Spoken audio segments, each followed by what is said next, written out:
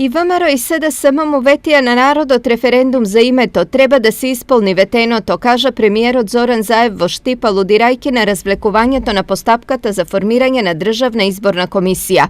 Јас само уште еднаш испраќам порака да го испочитуваме тоа што прво граѓаните го очекуваат од нас, тоа што ни обврска по устав и по закон и на крајот тоа што се договоривме. Испразнетиот дик поради оставките да го пополним. Ние заедно објавивме после една лидерска средба дека е постигнат ваков договор. Законот е донесен, ако не се лажем, некаде во мај месец и треба да го реализираме.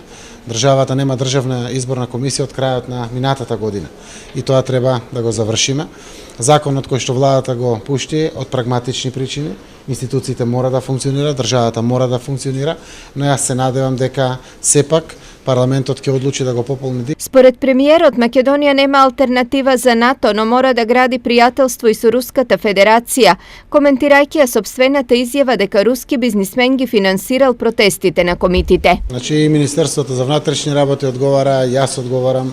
Тоа се искази на луѓе кои што после нападите на полицајците пред собранието, дел од навивачката група комити, која што секако ја почитуваме, една од најголемите навивачки групи, искажаа своји искази во разговори со полицијата зошто тоа го правеле. Апсолутно ова јас го коментирав за да испратам порака дека треба да се гради пријателство, не да се создават основи за непријателство.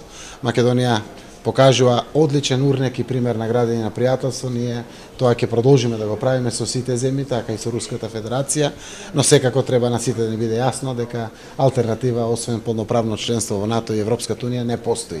На крај премиерот Заев ја коментираше и одлуката да се набават 38 возила марка Volkswagen Passat со поединечна цена од 42.000 евра. Според него изнемувањето на возилата за период од 3 години сега чинело 38.000 евра.